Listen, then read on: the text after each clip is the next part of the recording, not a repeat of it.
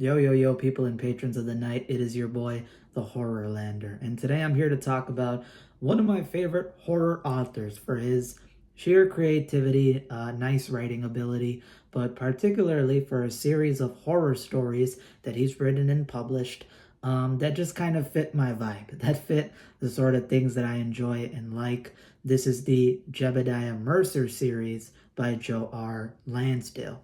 Now, for those of you unfamiliar, Joe R. Lansdale is a writer who does a lot of modern pulp. He likes writing those fast-paced, very horror action, crazy, wild, fun kind of stories. And Jedidiah Mercer is essentially a new pulp hero that he writes about. It's this gunslinging Reverend exorcist that goes around the Wild West and uses his revolvers filled with silver bullets, rituals, occult knowledge, and is a missionary for God to essentially exorcise all the demons and strange creatures and strange evil that are all around the Wild West during this time. So there are around, I think, like 7 stories for Jedidiah Mercer. 6 of them are short stories, of which I've all read. So those are going to be what I'm talking about in today's video, just giving them some coverage. And then the novella, I think, was the very first of the stories. I've not read that yet, but I have plans on getting to it. And I heard it's crazy fun. I mean, it did inspire this whole series. And Jedidiah Mercer is a very badass character. He's your typical gunslinging wanted man. But the fact that he's a reverend, and he's also an interesting character because he believes in God. He believes God gave him a purpose, but he believes that God is very cruel. He has a sort of jaded love-hate relationship with God because it's kind of hinted that this guy was supposed to go to hell and be condemned of many different sins and stuff, but God saved him. But God gave him like an option, like, here, I can save you, but I need you to do this for me on earth to kind of clear up some of the evil. So that's the sort of relationship that this Reverend has. Very interesting. All the characters that he meets always comments about like how you're the furthest thing from a Reverend. We wouldn't even be able to tell based on your appearance and behavior. So he's quite fun in that regard. And yeah, without further ado, let's talk about some of his short stories. I'll be going into their plots, trying to save you some details, but I recommend that you guys go check it out. I'll be linking the 3 books that these short stories can be found and placed in. I don't know if they're limited to that. I don't think so, but this is typically from what I read. So the 3 books are going to be Dead Man's Crossing, which the first 4 stories I cover will be from. There's a book called Dead on Bones, Pulp on Fire. Pulp on Fire. That's the one that the 5th story is going to be from. And then the last one, I can't believe I'm saying this is the title of the book, but yes, this is the title. The Senior Girls Bayonet Drill Team and Other Stories. That's where you can find the last story that I'll talk about. Without further ado, everybody, load your revolvers, get on that horseback, get a nice piece of jerky in your mouth, and let's ride off into the sunset to talk about our gunslinging exorcist, Jedidiah Mercer. In Dead Man's Crossing, the first short story that you see is called The Dead Man's Road. Dead Man's Road basically has Jedidiah Mercer, who is riding off in the woods at night on his horse. He's trying to find a kind of place that he can get some rest and get some food before he goes and continues on his upcoming journey.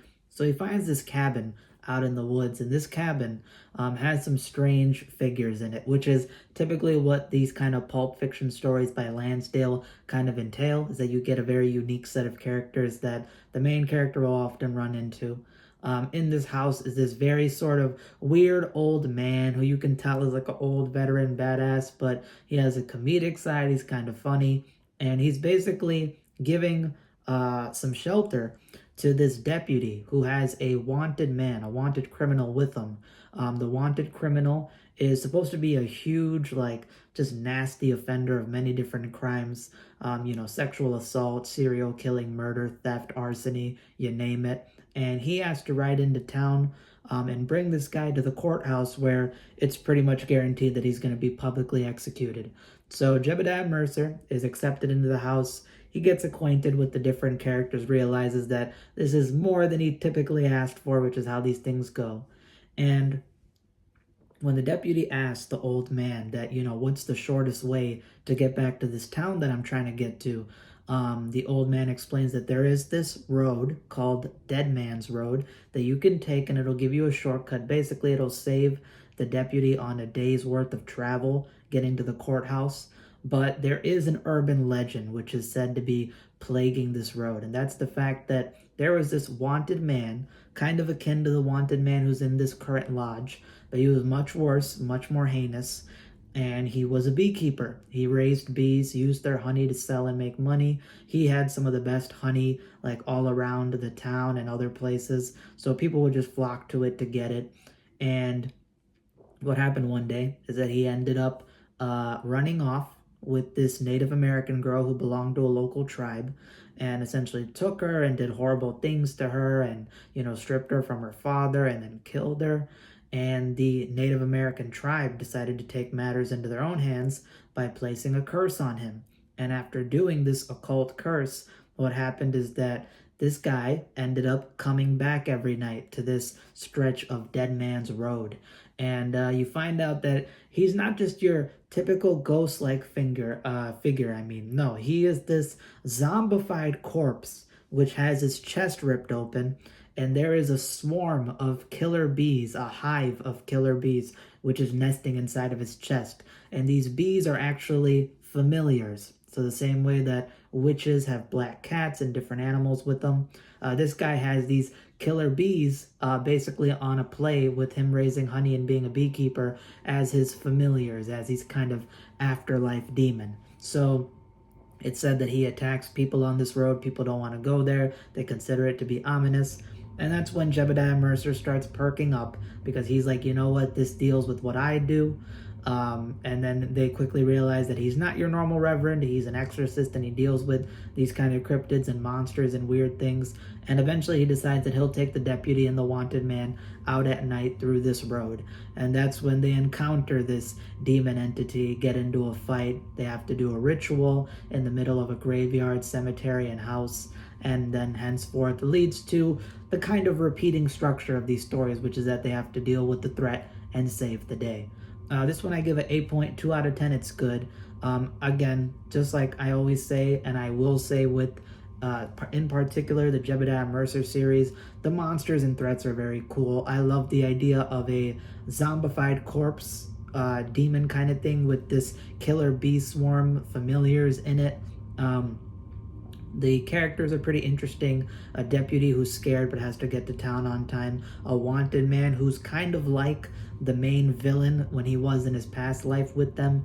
And of course, Jedidiah Mercer, he knows different rituals. He'll rip out pages of the Bible and put it around him, and it'll be like a protective barrier that anything evil that comes towards it will be lit on fire and start burning.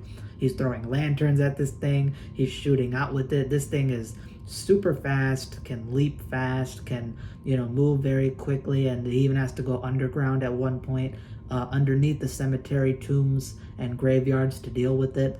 So overall, it's a fast-paced action story. It is creepy, but I gave it a mild good because there's not really much else to it. It's a little predictable, not really much else is going on. Even though the action is good, it kind of wraps up pretty quickly, which is kind of a common issue that I have with a lot of these Jedidiah Mercer short stories. I feel like they end too quick. But that being said, it was still a fun time. So that's the first story, Dead Man's Road. The next short story is my favorite of all the Jedidiah Mercer stories I read so far because it was the most fleshed out and the most satisfactory, and that is The Gentleman's Hotel. The Gentleman's Hotel opens up with Jedidiah Mercer on horseback, getting to this brand new kind of abandoned town. It looks like nobody is there. It's vacated, tumbleweeds and sand and abandoned bars and all that stuff. And he finds out that it was kind of like a mining town, a brothel town. There was a lot of places for prostitutes and minors to get into it, relieve themselves, have fun, different pleasures. And there's a horse cart which looks to be ripped apart. He quickly notices that not only is this town abandoned, but there's like body parts and blood and things and pieces of torn clothing that's left behind. There's this ominous feeling that's around there. And he eventually finds that there is this expensive and esteemed prostitute who is still inside of the horse cart that got knocked over. And he ends up taking her out and bringing her upstairs to a hotel and trying to ask her, like, what happened? What led to you being in this type of situation? And she explains that when she was on her way kind of traveling to towns, and she had like a chauffeur, she had people taking them. They got to this town, And all of a sudden, these creatures, these hairy, vicious, fast creatures, started attacking and ripping apart the horse cart and killing people. And she camped out at the back of this horse cart with the sharpened, like, broomstick, umbrella, with the sharpened edge that she was using to fight it off. And eventually, the creatures thought that it was, not worth dealing with, and they left. And when they're in this hotel, quickly they start realizing that these brothels and places are haunted by ghosts of all the victims who have been killed in this town. And they find out that the threat behind all of these things is an evil which happened with some conquistadors. There were some Spanish conquistadors who got into it with the Native Americans, and there was a curse placed on them that effectively not only cursed them, but also gave them access to hell. They had access to hell, and things were pulled out of hell. And what happens is that when these conquistadors end up being infected, and I think they might have been killed and they're brought back from hell, they are werewolves. But not just ordinary werewolves, they are werewolves that have the ability to move through shadows. That's right. They have the ability to shadow travel and to shapeshift themselves with the darkness, turn into different things. Very much akin to, like, if you're some anime fans out there and you like the series Jujutsu Kaisen, one of the main characters, Megami, has 10 shadows. He's able to summon creatures from shadows, and I can show some images and stuff and some gifs. But yeah, effectively that's their sort of power. And ever since then, they've been rampaging the woods, tearing apart people, killing people, and causing havoc. So now Jedidiah Mercer, the prostitute, and some of the knowledge that these ghosts transfer to them, they have to deal with these creatures. And it is a crazy climax. It's a crazy shootout where Jedidiah Mercer and the prostitute are dealing with, a dozen of these huge, massive conquistador werewolves running all over the place, gunfights. These things are moving through shadows on the wall. These things are turning into like shadow moths, like moths and different creatures, and getting into rooms and then turning back into werewolves and attacking them. It is so badass. It is so awesome. It's so, satisfying. And I give this one a 9 out of 10 great. It is an action-packed wild tale. It's longer, it feels fleshed out, and I genuinely love this one. And it's got some of the coolest threats that you will experience in this series, outside of another threat that I'll cover towards the end. But yeah, great job on this one, Mr. Lansdale.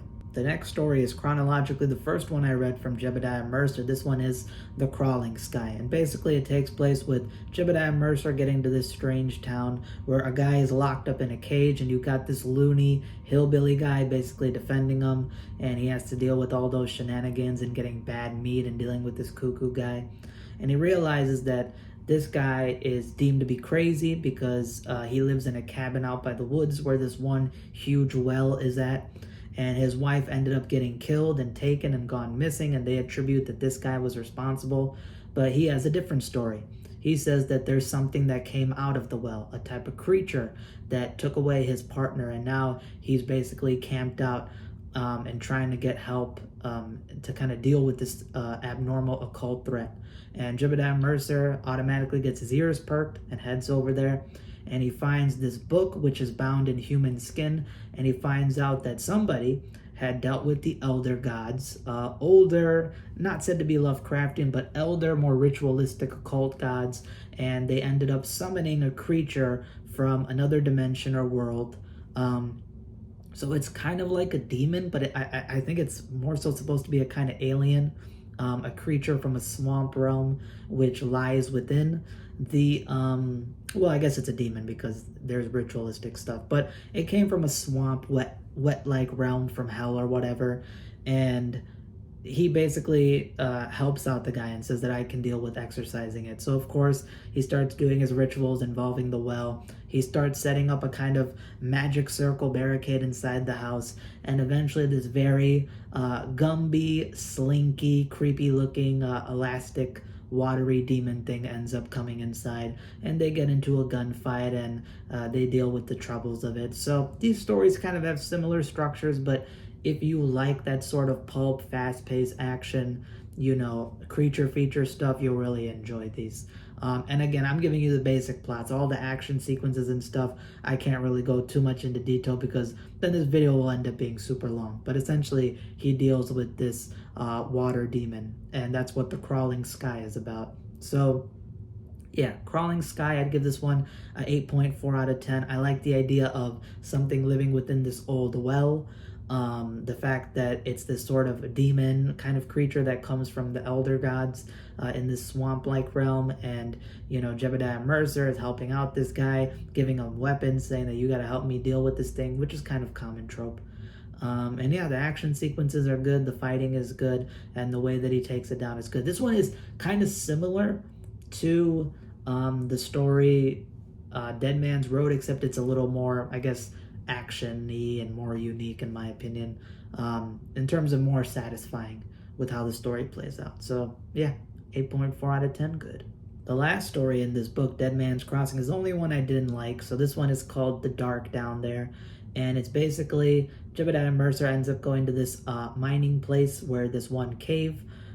He got into a shootout in the beginning with some thieves and robbers and deals with them, and they eventually tell him that they were robbing him because they were hungry and starving, and the mining cave that they work at has been ransacked.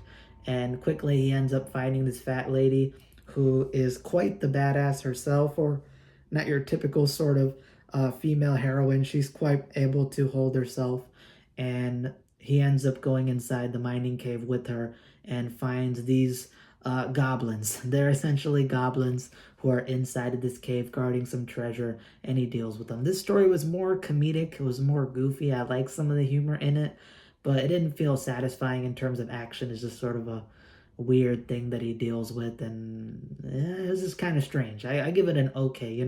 I like the humor, I like the concept, but there really wasn't much done with it. So that's it for that. The next one will also be quick. I feel like this is the most simple story out of them all. This one is called The Red-Headed Dead, and this comes from Dead on Bones, Pulp on Fire. The Red-Headed Dead is very simple. Jedidiah Mercer has to camp out in an abandoned cabin during this vicious rainstorm that's going on, and there's this red-headed zombified vampire which crawls out of a grave and tries to suck his blood. And he ends up having to kill and deal with it. Super simple. But the action in here was good, so I gave this one an 8 out of 10, just a flat 8 out of 10. It's good. I like the appearance of this very zombified, demonic, red-headed vampire. Such a unique imagery for a vampire villain. The action he gets into is good, and that's really about it. It's just super simple. But again, if you're a fan of pulp and creature features, you'll probably dig this one. And the last one, this one gets a very good. This one is from, again, crazy to say it, the Senior Girls Bayonet Drill Team and Other Stories. The first story in the book is called The Hungry Snow. The Hungry Snow has Jedidiah Mercer in the middle of a snowstorm, and he finds this cave of people who are stuck in there. You have this mom and her son, and you have these like 3 older guys, one big guy in a buffalo jacket, and they turn out to be starving. They're out of supplies, and they're cannibals, but they've forced to been cannibals. They've eaten some of the other members of their party who ended up dying or starving. They've eaten some of their horses and mules and animals. They'll pick like seeds out of their shit and have to eat it. They've just been in really bad, desperate condition. And he finds out that they were basically traveling, got stuck out in the snowstorm and blizzard, and there is this entity out there which has been luring them to go outside, offering them things and sort of preying upon them. And quickly Jedidiah Mercer realizes that what they're talking about is a Wendigo, and there's a Wendigo out there that's trying to tempt them into cannibalism. As soon as you eat human meat, this thing will get triggered and go there, trying to lure them outside. It hates the warmth. It's an extremely cold indigenous spirit. And the Wendigo in this story is not like your normal type of Wendigo where it's very antler deer kind of thing, or maybe just something that possesses people. No, it's essentially described to be this shadow man, this shadow humanoid kind of silhouette that almost is like magnetic. It draws all the snow and cold and ice to it, and effectively it's like a giant snowman humanoid made out of snow, made out of sticks. It's got like branch arms. It has like jagged ice teeth, and it's got these deep black pits for eyes. And inside of the eyes, if you look into them, it looks like moths or like little butterfly type of things are like flying around inside of its eyes behind like an invisible wall where its pupils should be. Those are actually human souls. All the victims that it kills and takes, human souls are running around inside of its deep pitted eyes. And it hates the snow, but well, it hates the warmth, but it starts slowly getting inside this cave, and that's when Jedidiah Mercer has to prepare the remaining people to deal with this thing and get out there. And it gets crazy where they have to like start sledding over like an icy ridge and going over a frozen lake, and you got all this really cool action stuff. So this one I gave it 8.5 out of 10. Very good. It is a fun one. I love the imagery of the Wendigo. I've never seen a Wendigo portrayed the way it is in this thing, and it's just awesome, man. I loved it. Good action, good setting, and it was a very good story. And those are the Jedidiah Mercer stories that I read so far.